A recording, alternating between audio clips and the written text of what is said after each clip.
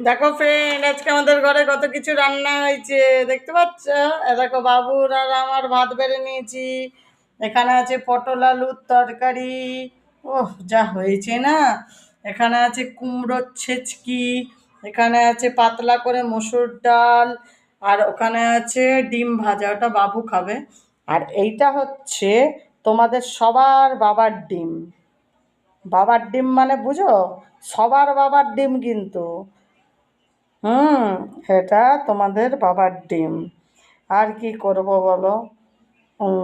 এমনি বাজারে যা জিনিসের দাম পড়েছে, তার জন্য আমি বাবার ডিমই খাচ্ছি। তাই তোমাদের সবার বাবার ডিম, এটা কিন্তু আমার বাবার ডিম নয়।